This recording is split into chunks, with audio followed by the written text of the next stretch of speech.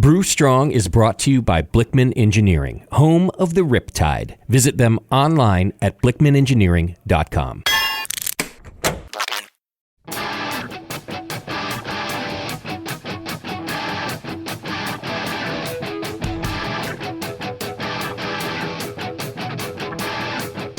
Brewers, it's time for the beer radio you've been looking for. This is the show that dispels myths, tackles the toughest topics, and makes no apologies for geeking out on beer. Hosted by two guys that drink before they think, Jamil Zainasheff and John Palmer. This is Brew Strong.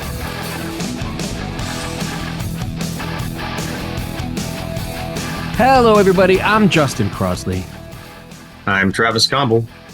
And I'm Mike Persine, and you're listening to Brew Strong. Yes, I'm filling in once more for Jamil Zainasheff. And Merry Christmas, or I hope you had a good holiday probably by the time you get this show, because it's going to be a couple weeks out. But if you're listening live or watching live, rather, on Facebook, welcome to the show. You can enter your questions for us right there. You can also always send your questions to brewstrong at thebrewingnetwork.com. And before we go any further, thanks to our sponsor, Blickman Engineering. You can go to blickmanengineering.com, send them a thank you note, or more importantly, buy some of their cool stuff. They make all kinds of cool stuff. As Big Mike will tell you, he owns all of it, I think. Most. Like I said, we can fix it. Autosparge, Riptide, Rims Rocket. I mean, what else? I mean, these are. I got an Anvil Crucible fermenter. I got the fermenter. Yeah, that I've made award-winning beer out of that thing, man. Hiller Meritzen. It's a That's good the name beer. of the game right there. BlickmanEngineering.com. Send them a thanks and send them some cash because they've brought you this show for a long time, and hopefully your beer's gotten better for it. And it's not just these guys and Jamil Zainasheff that you can thank for that. It's the sponsors who bring this show to you. So today we're doing another question and answer, and it's always listener questions, which you can send to brewstrong at thebrewingnetwork.com or be in the chat on Facebook right now. And we love getting listener questions because you guys give us topics that we haven't thought about. You always have different angles about topics we have thought about, and it's just super fun to answer your questions. So Travis, take it away. You got a first question for us? Do we want to introduce Adrian before we move forward? That's probably a good idea. He's back. Hey, I'm here still. Adrian Cook is still with us from Blue Lake Hops. He waited an entire week. You got to do the show. We had The things I do for you guys, right? Yeah. Well, except send beer, darn it. Yeah, right. He's never going to let That's you. a different story I got to tell you still. So. Okay, yeah. Adrian Cook is here. You can go to Blue Lake Hops and learn more about Adrian and his products over there. We just did a whole show on that, and it's about getting fresh wet hops year round. Yeah, that's a thing now. So thanks for being here and helping us with our Q&A, Adrian. Yeah, thank you. All right, Chuck. Now, our first question is short one. Matt would like to know, I like to sanitize all of my equipment after brew days with Star San, including my mash tun, which I know is unnecessary, but it makes me feel better knowing it's sanitized as well as clean. Will the thin layer of Star San that remains on my mash tun after it dries drop the pH of my mash on my next brew day? Are you making 500 milliliter samples Of beer? No. My interpretation of this is if he's following the sanitation steps for Star San, you let it you don't rinse it, right? You let it kind of dry there. Right. But you do drain it. You do drain it, right? You're not going to let it like puddle up. But I mean, this is where it's kind of tricky because I wish I could quantitatively tell him exactly how little acid there is in this tank. But you're going to have to take my word for it that the volumes of water you're using and the amount of alkalinity probably in that water that you are filling that tank with is going to quickly neutralize any small, tiny, insignificant amount of acid that was left on the sidewall of your tank. Well, and also something to consider I want to throw out there is once you drain and it dries, it will start to decompose. So that is my understanding of star sand specifically. Is over time it will break down and produce a sugar that I believe that the yeast can consume. I've not heard But then that. any kind of acidity, typically that will be gone. You probably won't even have much of a residue. But yeah, the alkalinity of your water alone will neutralize any little tiny bit that's in there. Yeah, it's just poof. Right. Not to It's the mention, same Now we with want to find out actually. what that sugar is. It's actually the same, I would argue, with PBW. People get really wound around the axle about PBW and what's it going to do to my water, because that's the one that like you can actually feel it on your hands. Yeah. And like you can like, oh man, this is way not good. As long as you're drying that tank or draining that tank and you're rinsing it well. And I always like to do the field test with my hands. Any residual PBW, and that's on the other side of the pH scale, right? You're on your alkaline side. You're not going to have enough residual to affect the pH of any process at all. Like we're talking about is, I mean, if you have the correct alkalinities and all these things that you need to have to be able to produce the right. well, he's asking about star sand too, right? Yeah, right. And it's the same. So what I'm trying to say is we got a 2 for Adam. Mike, I appreciate that, Mike. I'm like expanding our horizons. Sanitizer, I think, is real quick. No. And then I wanted to also throw in there that PBW also no. Yeah. As long as you're rinsing and doing everything and getting even when you do that field test to see if it's actually hydrolyzing and saponifying in the oils on your skin, you're gonna be good. You're gonna be fine. The beer's gonna come out great. You're gonna hit all your pH numbers. You're gonna make great beer. Also, just like, what's the alternative? If you're going to use the star sand, which you shouldn't in the mash, doesn't matter. If you're going to use it, the alternative to not leaving it there is to introduce water, is to introduce something you already sanitized. So in other words, if you're going to go through the process of the star sand, just leave it in there. But I personally, I'm cheap, so I'd save the money and just, I just hand sanitize mash the last little comment I'd say is sanitizing is not important. Cleaning out the residual sugar and residue and solid matter out of all those little crevices. Actually, the big one is in the pipes of like your pumping system and stuff. That those are where the mold's going to grow, and mold and bacteria produce off flavor, which then will it won't contaminate the beer, but it will transmit flavor to your beer that can make it taste like dirty socks or That's good to know. That's an excellent point. If you've ever drank draft beer at a dive bar, you know the flavors that Mike's talking about. Yeah, so that's where you got to get those things out. You got to take apart your brewing equipment every couple brews, and just to get into the fundamentals of home brewing is like, you got to. It's not so much the sanitation; it's the lack of brewing matter in your pipes and your tanks and stuff. Yeah, in the threads of the NPT fittings that you're using and stuff like that. And the ball valves, all of that. Ball valves, yeah. Oh, yeah.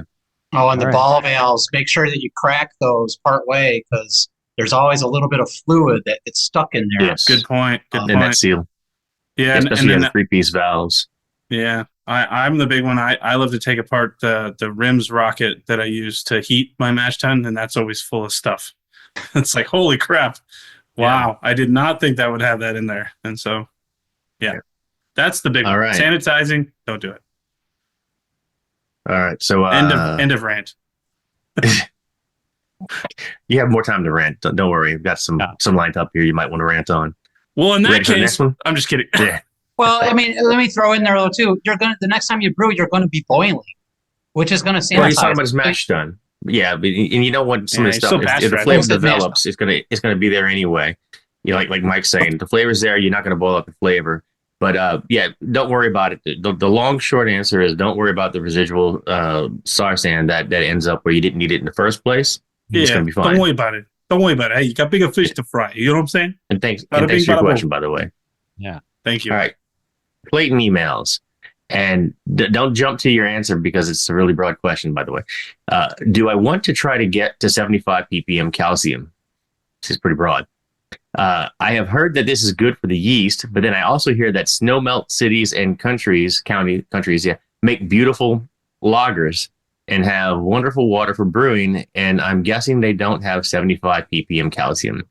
I do brew the spectrum of beers, but if we're focused on light colored styles, can you give some guidelines on the calcium sulfate chloride for a Helles, Hop Your Continental Pilsner, and then also a West Coast IPA?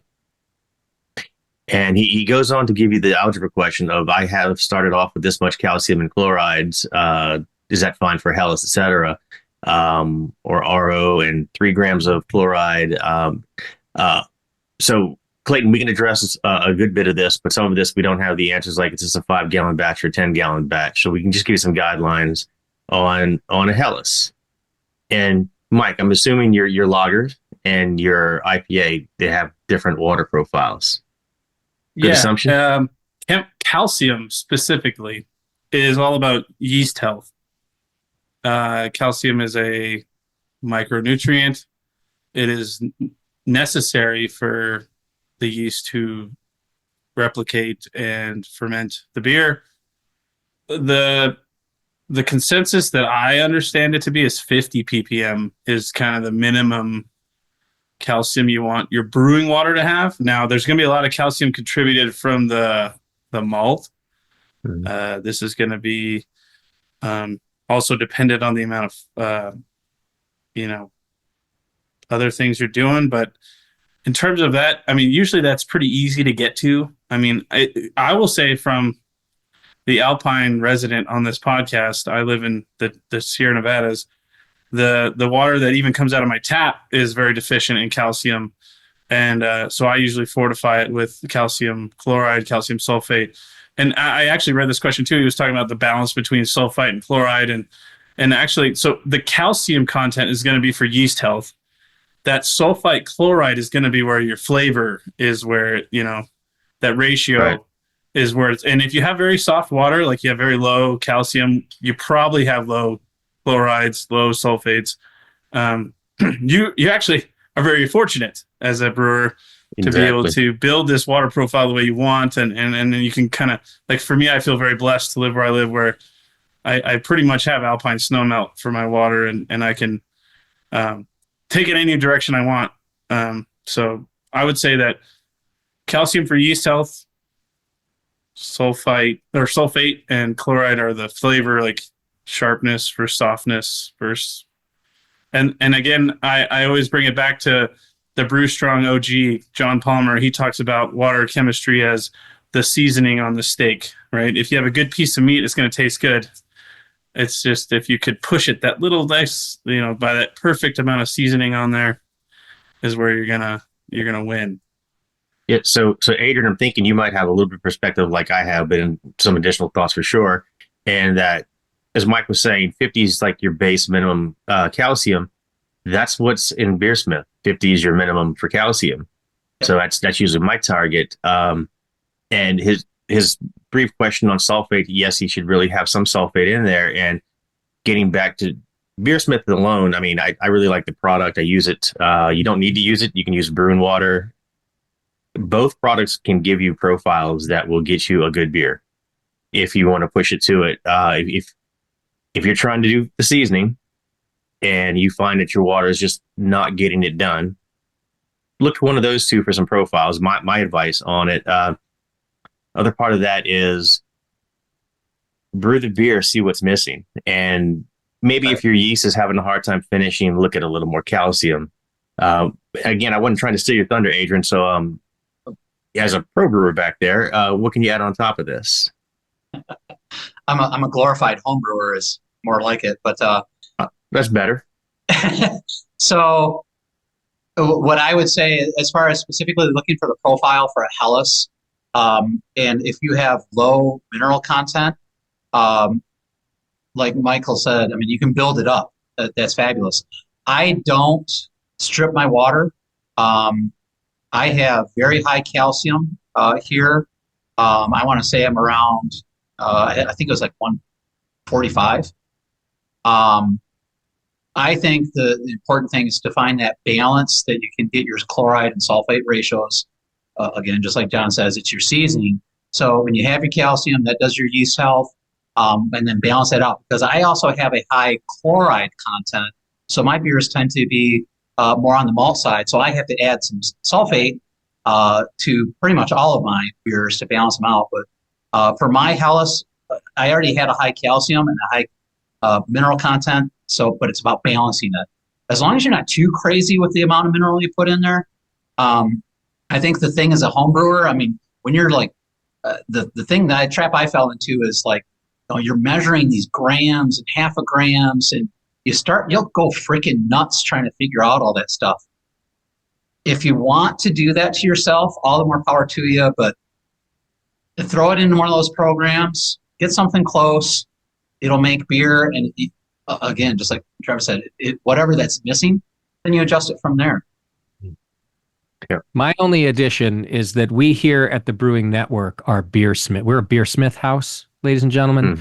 The recommended software officially from the Brewing Network is go to beersmith.com and use Beersmith brewing software. I have used it. Do it now. Do it. What are you waiting for? Go. Buy it. Exactly. Very nice. All right, gentlemen. Making Helles, right? I had to do the little bit of, No, I'm here for it. I love it. In fact, I want you to do an entire Beersmith live read for me within the. Yeah, we have the malts and the hops. Now the real trick was to be if you could get Brad Smith to do that kind of an accent. That'd be pretty awesome. Now that'd be great. Be worth having him on for that. All right, folks, we're going to take a quick break. You're listening to Brew Strong, a Q&A show. Join the chat if you're in Facebook, and you can ask us a question or send your questions to beersmith@thebrewingnetwork.com. We'll be right back.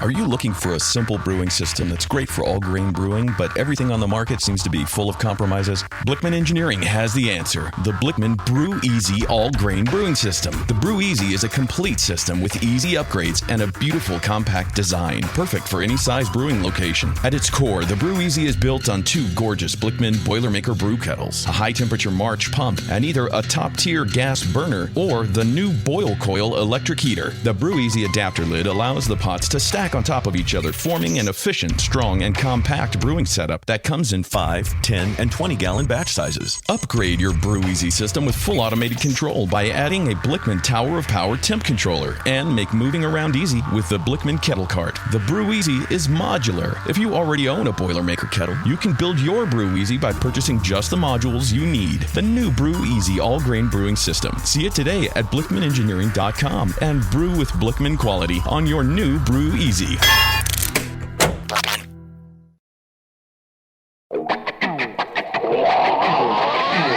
Back to the beer guys that make other beer guys look like wine guys.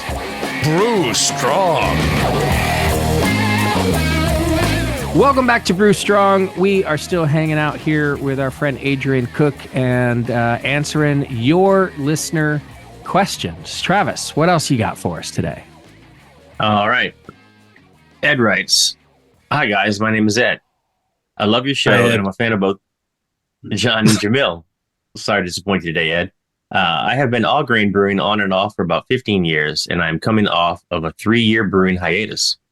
My financial situation has improved over the last few years, and I decided to buy a 20-gallon Blickman Brew Easy. We love you for that. Attaboy. I just brewed 20 gallons of a milk stout that I will be splitting up into 5 different 4-gallon batches and adding different adjuncts to each. I'm about to rack into kegs, and I have tasted the beer, and it is not good. Sorry. I know that carbonating can change the flavor greatly. The beer is super tannic and almost sour. I feel that I may have mashed too long and too hot. I mashed at 156 for 90 minutes in a 90-minute boil. I test my water with a Lamont test kit and check mash pH. I'm not ruling out a possible infection as my process is a little rusty.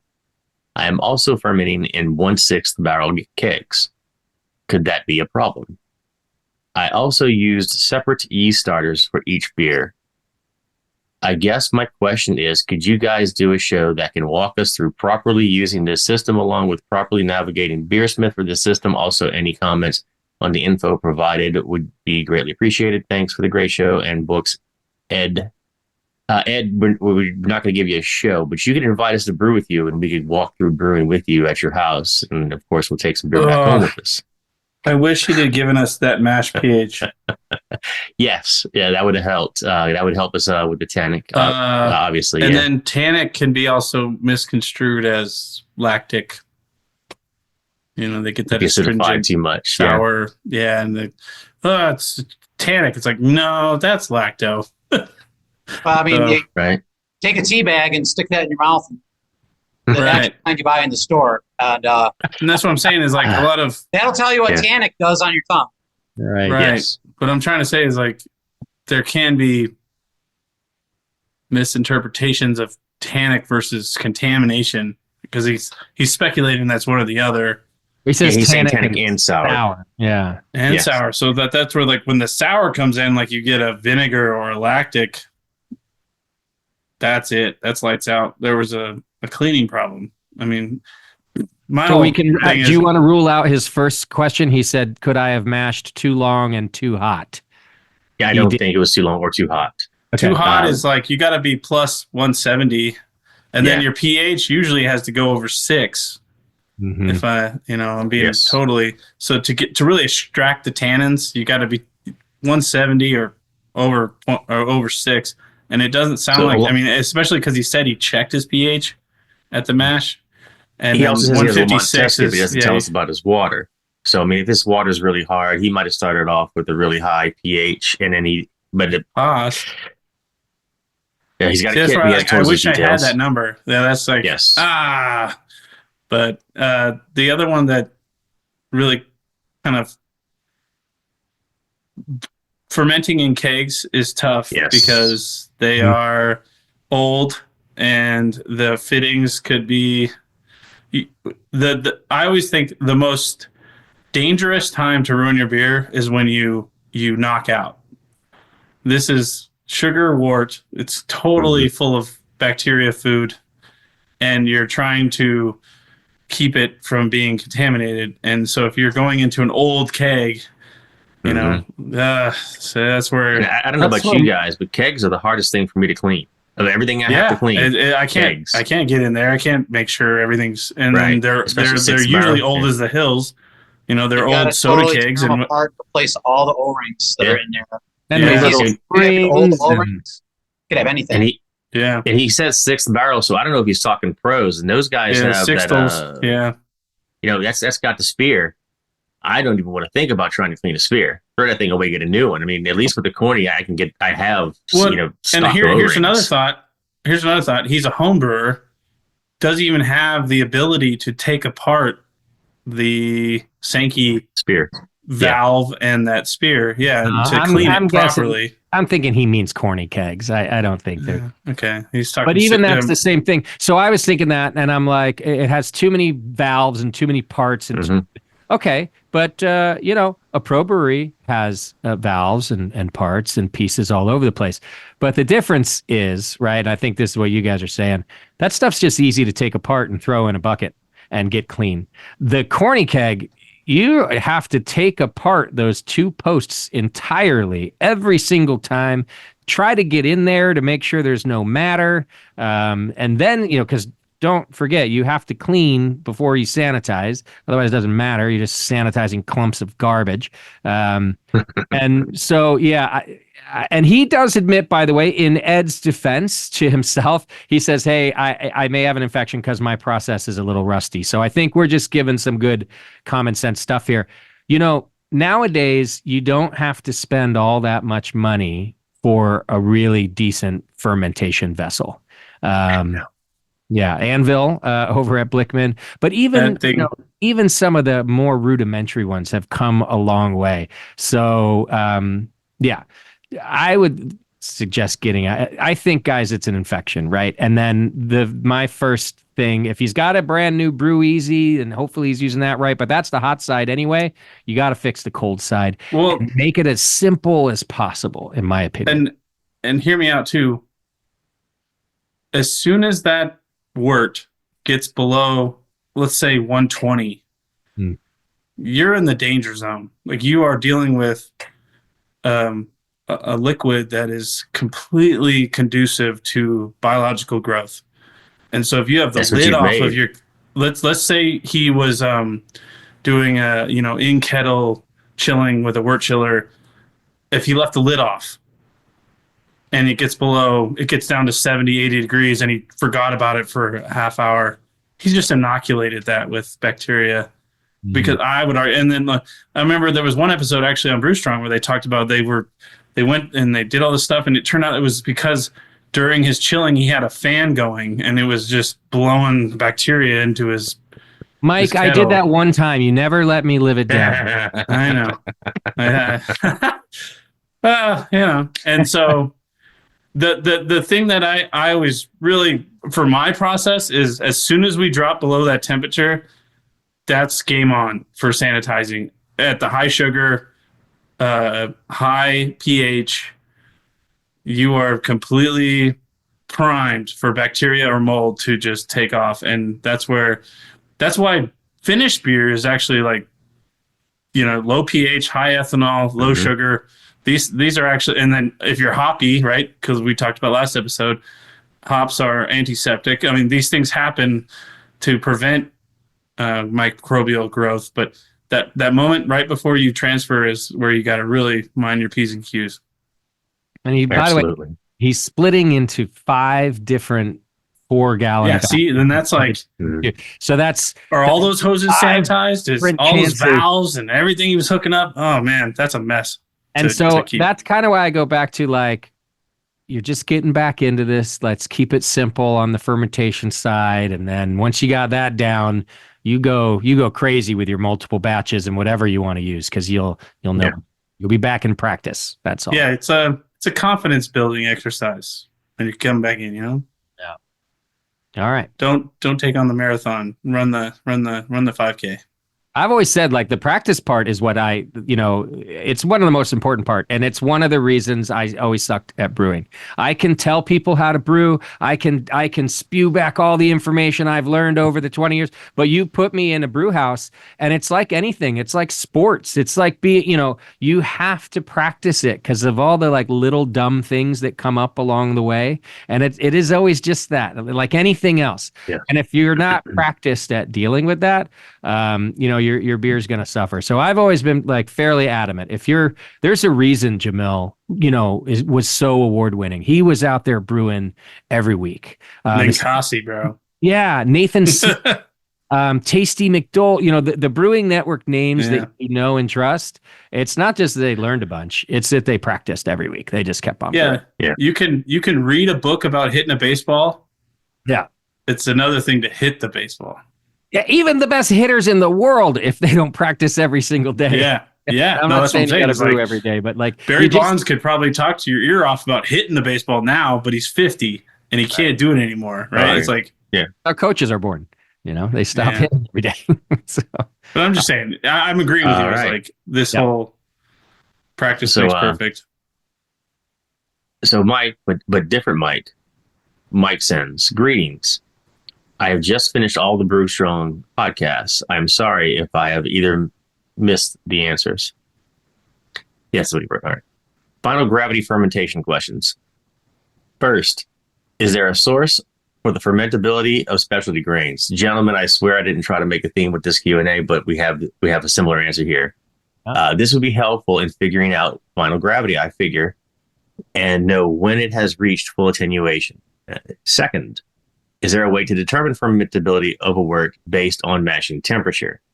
I always hear you talk about how higher mash temperatures produce longer chain sugars that are less fermentable, but never heard specifics in terms of results of the final gravity. Is there a graph somewhere out there? He goes on, as much as perceived dryness, sweetness is talked about, I still don't quite understand how to affect that while brewing and can't get past final gravity indicating sweetness/dryness. I am sorry. I know you've spoken about this 500 million times. We'll make it 500 million one just for you, different Mike. And Mike appreciates our times. He sends a link for you and JP to watch, Justin. I think it's a dead link, and that's probably a good thing. Yeah, I've never in the history of the brewing clicked on a listener link. You don't do that. Well, I didn't try. Yeah, you're like, it's asking for a friend. Might be a dead link. All right. Uh, Adrian, let's start with you, if you don't mind. What do you go to determine the fermentability of special grains? I mean, there's so many variables when you're throwing in like your different malts, caramel malts, and so on. I think the main thing is, I mean, yes, when you're at a higher temperature, the enzymes are not breaking down the starches into smaller bits. So if you think of, I use the analogy of when I was growing up, we used to heat our home with wood, and my dad was the one with the chainsaw, and he was cutting up the tree into great big chunks, and then I was going around and taking the little pieces so I could move them. So that's your difference in temperature and fermentability. So when you have your lower temperature, you're getting a lot more smaller, simpler sugars that will ferment all the way. At your higher temperatures, you have more of those longer chains that just, the yeast, it's too big to ferment. But then when you throw in the yeast variability and what can the yeast do, I mean, different yeasts can metabolize different sugars. So that's another layer to it. So I think, I mean, I honestly just go with it, man. Whatever you put in there, if you got a lot of caramel malts, if that's what you're looking for, if you're looking for something dry, go for the lower temperature. But the real important thing is that you get full attenuation, that it has fermented everything that it can, and you don't try and jump the beer too soon and it's not really done fermenting. Right. So his question, and we mentioned honestly on this show, Beersmith has numbers on the grain, and you can get the number on the grain yourself, but then you're doing a hand calc. That's, if you're asking us this question, you probably don't want to do the hand calc. I don't want to do the hand calc. Are you talking about a fine grind dry basis though? Like you're talking about extractability? No. Like no, not just. Well, yeah, sure. That tells you the difference between a fine grind and a regular grind. I mean, like you might get a pale malt that's 1038 at a fine grind, 1037 at a normal grind, but you get that number for all malts, not just for your base malts. Yeah. Now you can do the long form calc and get your fermentability off of that, which then you'd have to, as Adrian's saying, have to come back and adjust that for temperature. That's the number you're going to get at a lower mash temp. You're not going to get as good of a number at a higher mash temp. Sorry, your final gravity number based off of that. That potential number 1037 won't come as low. Fermentability is. Oh, go ahead. Sorry, I'll get next. Yeah. So I mean, you have the sugar content in there, and Beersmith will do the calculation for you, so you don't have to do it. It'll get you darn close enough, right? Like anything closer than that, and you are a more professional home brewer than I've ever met. I have this 2-word sentence called force ferment, and Jamil would talk about force fermentations a lot. And so what if you were really concerned about the fermentability of the wort that you produced, and let's say you're using specialty malts in excess of 15%, I don't know where you're going. Usually what happens with me is my malt bills are those are very specialty malts, right? Like even in the darkest of dark beers, these are tiny pieces of the pie. You can do force ferment where you throw a little bit of, the same yeast that you're using in your beer and you ferment that in a stirred condition, or at least you stir it several times a day for several days at room temperature. Right. Warmer temperature. And push it as hard as you can and see where that ends up. And that's like your goalpost versus what ends up being that for every batch. Yeah. So there you go. That's a home brewer right there telling you that he does it every freaking time. And so, in terms of fermentability of specialty grains, my whole thing is the sugar content, or at least even the gravity contribution of special grains is such a small piece that it's not going to affect the alcohol. See, this is where I'm trying to be practical, is like you can do all that stuff and chase it down and try to figure it all out. It's like, but if you're using, a couple ounces of chocolate malt for your stout. Yeah. Time on other things. This beer is not going to be more than a point or two off on alcohol than you thought. I don't know. You see how you kind of get, again, you're getting wound around the axle about things that, are kind of make the beer, If it was too low, make it again. Throw a little bit more baseball in there. Bam. I think another thing too is if you know, kind of going back to what we said before, the more you brew, the more you like kind of know your process, but then you also really start to learn your ingredients and your yeast. Like when you start using like the same yeast batch after batch, you know where it's going to finish for you. I mean, they are so freaking consistent. And if you're not what you're expecting, then it's like, okay, what's happening? I actually just did this, and that's an excellent point. I have a beer. I'm like, is it really done or not? I'm expecting it to be lower, but it's a peanut butter beer. I've made it many times, but I'm like, is it really done? So I pulled it out to try and do a forced ferment to see if is it really done. Nope, it's not. So I'm just going to let it keep riding. Go. Good point.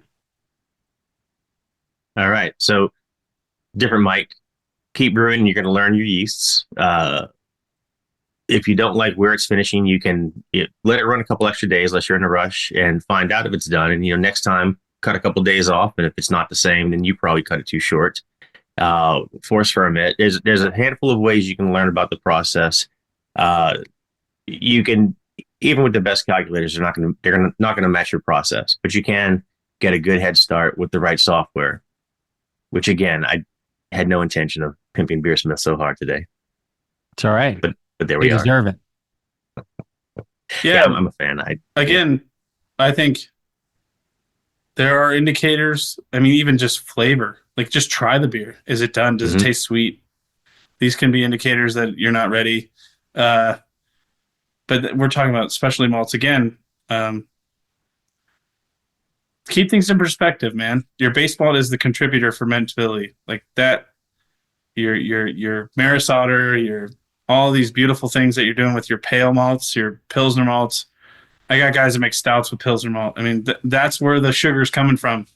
Yep. The color and the flavor is coming from your specialty malts, but they should be tiny little pieces of where you're going. So, and if they are large pieces of where you're going, that's a problem, probably. Yes. That's if you're finding sweetness an issue, if you're finding that, I would just say that, and then maybe we can let them be. But yeah, if you're using 30% of something that's wheat adjunct, then that's an issue too. And then of course you'd want to know about its fermentability. But no, use them as little sprinkles, as in making a pie, man. Yeah.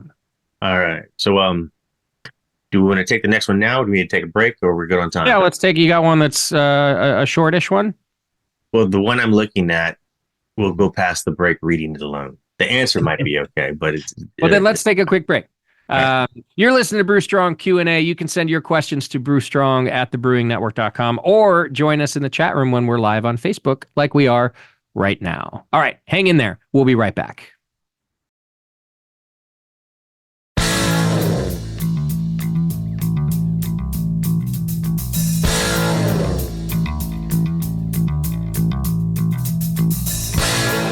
Learning to brew has never been so disgusting. This is Brew Strong. Welcome back to Brew Strong. You're listening to us do our Q&A show, and please feel free to send us your questions in the live chat right now. Travis, what's up next? All right.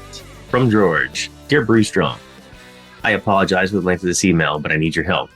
And you'll need my background information to understand. I have an infection problem that I've been chasing for months and need more ideas on how to eliminate it. You go to your doctor. That's usually back on my show. This is where we either hang up on the caller or throw away the email. Hey, you gotta go. You gotta use condoms, man. Use a condom, man. Anyway, sorry. Better safe than sorry. Yeah. And George, this is all good advice so far, but I'm sure we have not solved your problem, which we'll go to show. Yeah, this information is useless. I haven't been brewing frequently, so I've had several beers sitting on tap for up to 8 months at a time. A few months ago, I noticed that my beers were all starting to taste the same. The malt became more pronounced, the hop aroma and flavor disappeared, and eventually the beer began to have very slight sour acidic taste. I replaced a bunch of my potential contaminated material I replaced ball valves, pre and post boil. I replaced tubing between the kettle and the fermenter. I replaced all the gaskets on my fermenter and my serving kegs.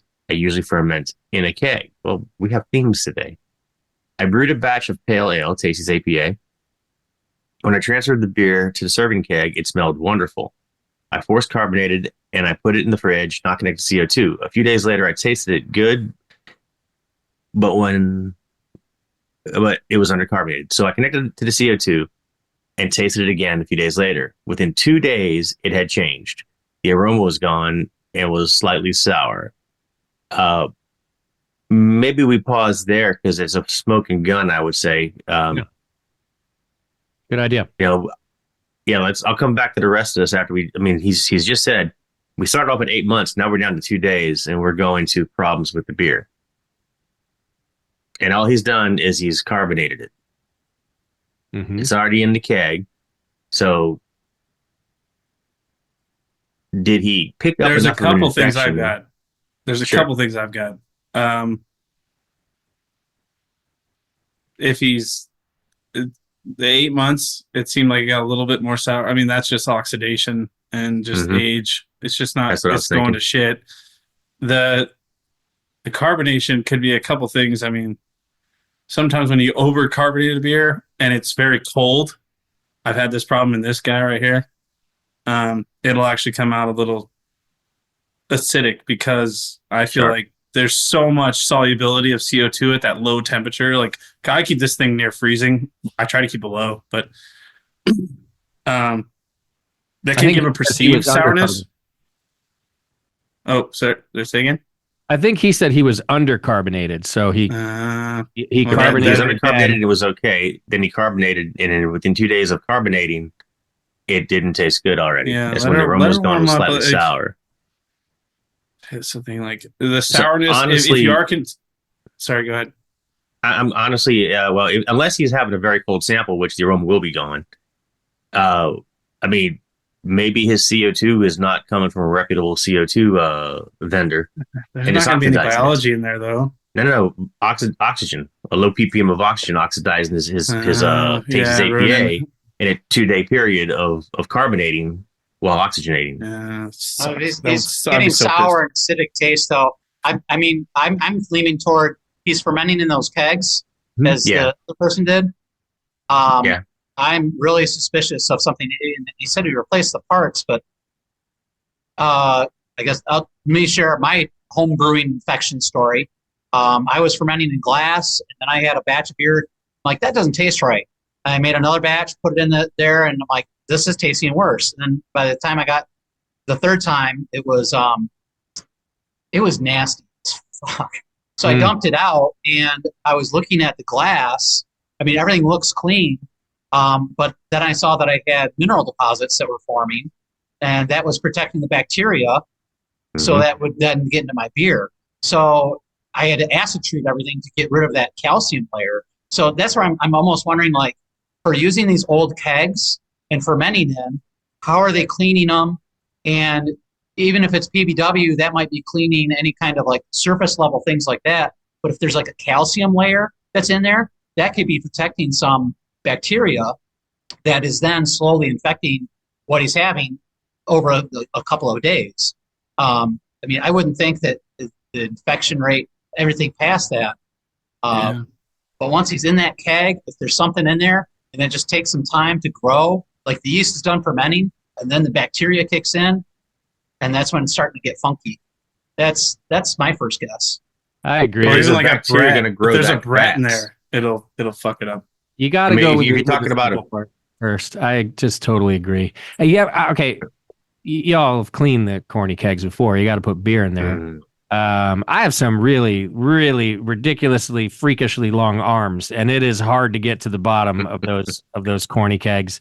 I get stuck right here. And again, I just don't approve of the taking apart of the posts of the ability to really, when you take apart, get those posts super clean. Now, of course, you should clean them. You got to put clean beer in there, but it's that very sweet wort that's going into them that just makes them even more and more. That's the height of the danger zone. And if there's a more crucible moment where you have to be completely sanitary. Mm-hmm. Okay, so there is If a you're new not- wrinkle, and Yeah. so George did give us a little more backstory. So he did do a brand new plastic carboy, had the same effect.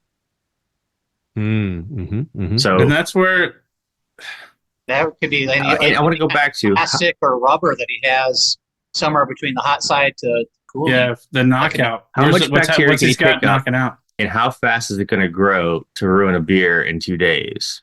But no, knocking out is like because he said the beer's good coming out when he knocks it out. Yeah, Or racks it, this excuse this me. grows on finished beer. Whatever's happening is happening to finished beer. I think a lot of Does it's he have- oxygen on every single one of these. I think that's what he's. Yeah. I think the drop in the hops up in the maltiness is oxidation. Now, is he really soury in 2 to 3 days? Is a question. I Now think when the he's sourness fermenting could those be kegs, it perceived. could be. It could be a Yeah. perceived sourness from carbonation. So it's really just oxidation. Well, I think the loss of flavor, obviously, that's probably.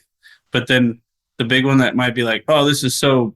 It's like I have beers even right out of my fridge. If it's down below freezing, 28 degree F, and you got 2 or 3 volumes on that, it's going to be pretty sour, right? I mean, there's actually wastewater treatment plants that use carbonation to drop pH, like on purpose. Like we call it carbonation for pH control. So I mean, there That's are a things we're nifty doing, name. huh? That's a nifty name. Yeah, no, up here Carbonation in for Truckee, pH control. Tahoe, and Truckee, they use carbonation for pH control. Mhm. It's actually pretty cool. They Yeah. use the flume gas from their boilers, so they're burning natural gas, and then the CO2 is then reused. It's really cool. Mhm. Anyway, sorry. Peter threw out penicillin, aka a bacterial infection. I just go back to how fast is it going to grow? I don't do sour fermentation. I don't do sour. They take a long time. Yeah, especially when on a finished beer, which is the case of the carboy. And growing alongside the yeast is going to outpace it. I mean, unless he's doing 3 weeks primary/secondary before he does anything.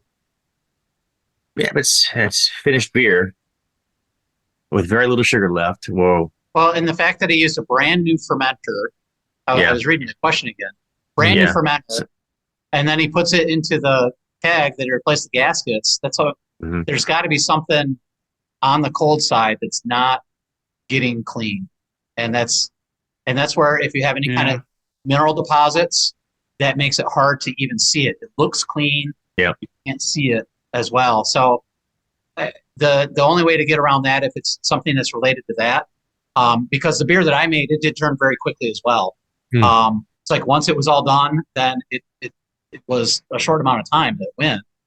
But in order to get rid of that, you have to acid wash it. Temperature. Boil everything. Yeah. all right. Yep. So That's another way to do it, though, is temperature sanitation. So one of the things bring temperature up. I want to add on to that one, because I had, when I first started here at the brewery, everything was infected. Everything. Oh God, what a mess. So like when they're like, Adrian, look in this fermenter. What is that? I'm like, that's gross. That's not okay. That's biofilm. So man. We grow at the wastewater treatment plant. well, so ultimately what I did was I was more a glorified home brewer then when I first started compared to what I have now, but I heat pasteurized everything. Absolutely everything. Tear everything apart and get it up to 160. That will heat pasteurize it in a short amount of time. You want to be careful with your plastics, because if you start going above that, you start breaking them down. But I still stick to that. I use PBW to clean, but I get things up to 160 to make sure anything that's in there is dead. You could also, if you want to, sometimes it's easy to throw a little money at the problem. If you're putting it into this same corny keg every time for serving, get another one. Borrow a buddy's who brews great beer. I don't know what. Not that you shouldn't do this cleaning that Adrian just recommended anyway, but you want to like skirt the system for a second and start, just because you've eliminated a lot of problems already, according to the email, including that he's redone his draft system. He said we didn't get to that part too, but he put in a new faucet, he put put in new lines, you did all that. So if you use a different serving vessel and you have the same problem, then at least you've narrowed it down yet again. But if the problem goes away, well, there you go. I do, Travis, I guess there could be a CO2 supply thing. I guess there could be something going on that side, but the oxidation. That's like the last thing to eliminate. Not what Big Mike said, like this perceived part. Yes, absolutely. The that oxidation could be a problem. Yeah. But I mean, if there's a real infection, that's all I'm saying. Like oxidation I'm will saying CO2 is present. the oxidation. Oxidation ruins hop flavor. It creates that cardboard. You're gonna get browning, like even in a color of the beer. Yeah. There are very telltale signs for oxidation. Versus then there's also the telltale signs of infection, and I think we covered it all. So I mean, absolutely, go with your gut. Let me throw this circle suggestion. back to what you guys were saying. Circle back to what you guys were saying above. And he's looking at, and you said he replaced everything. He's got a 4-line splitter. Simplify it. You don't have to replace a 4-line splitter. Just bring it down to one system and get new that one system or clean that one system. Don't worry about 4 kegs. Worry about the 1 keg. If you can't get 1 good keg, don't worry about trying to get 4 good kegs.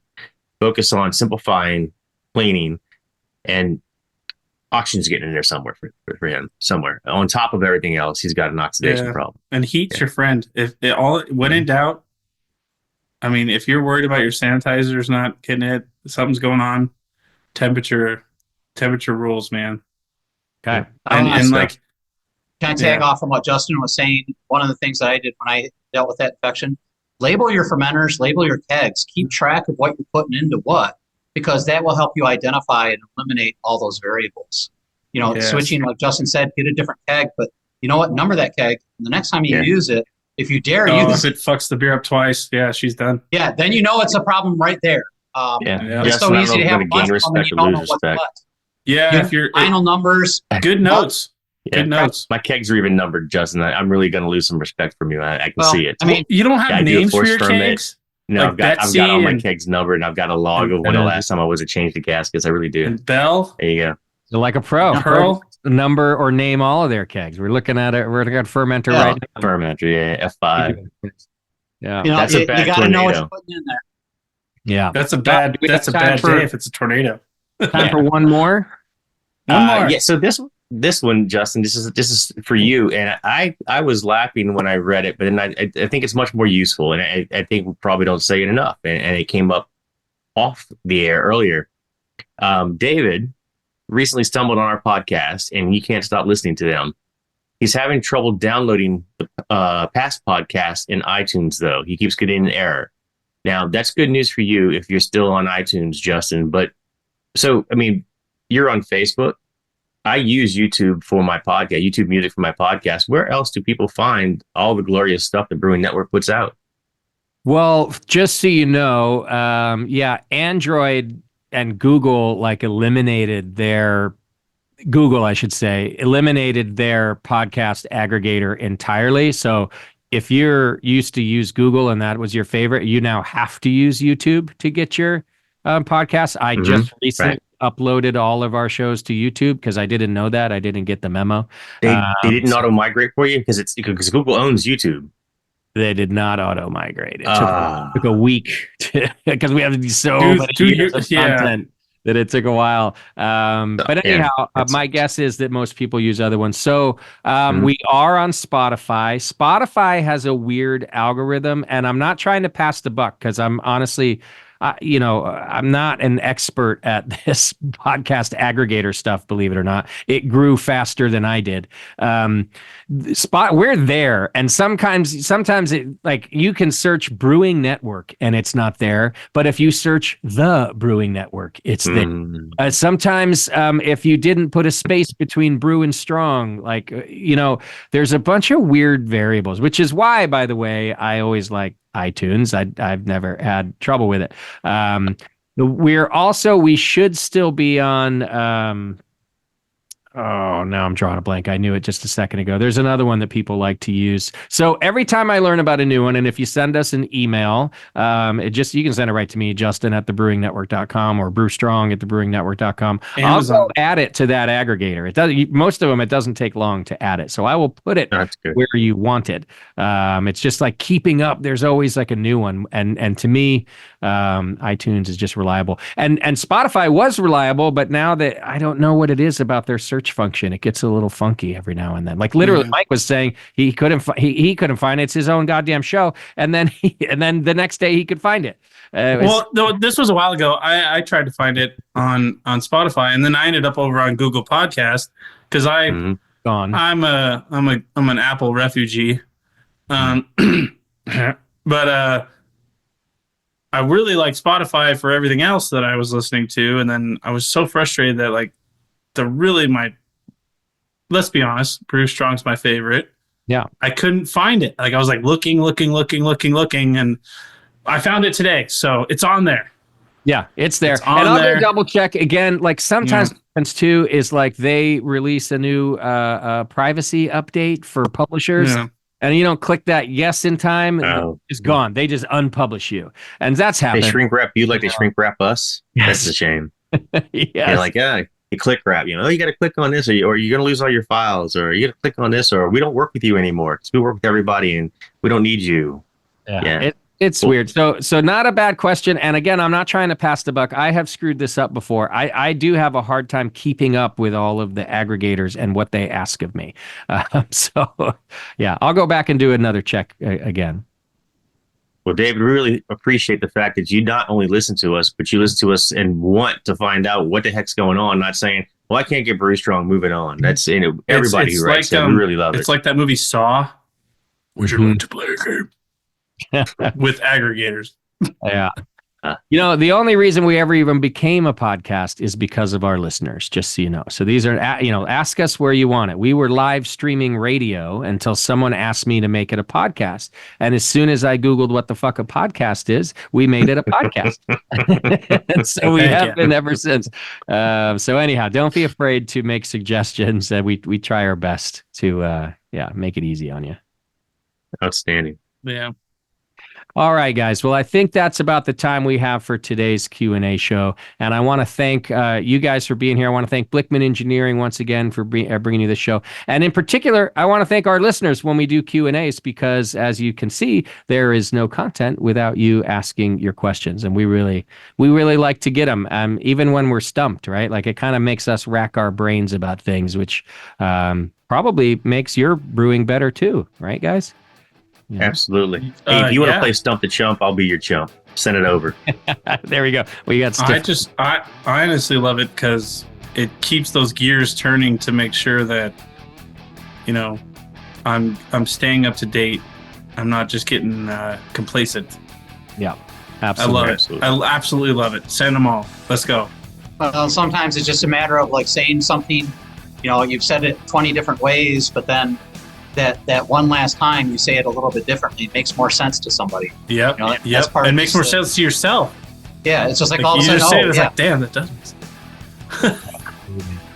All right. Also, hey guys, head over to bluelakehops.com if you want to learn about an all-new wet hops product. If you didn't listen to that show, it was our last show in the series. And Adrian is your contact point for that. And boy, do they have a cool thing going. So go to bluelakehops.com. And Adrian, thanks again for all your time tonight. We appreciate it. Thank you. I appreciate being on the show and talking to you guys. Yeah, absolutely. Thanks, man. Good to meet you. All right, guys, you want to take us out of here?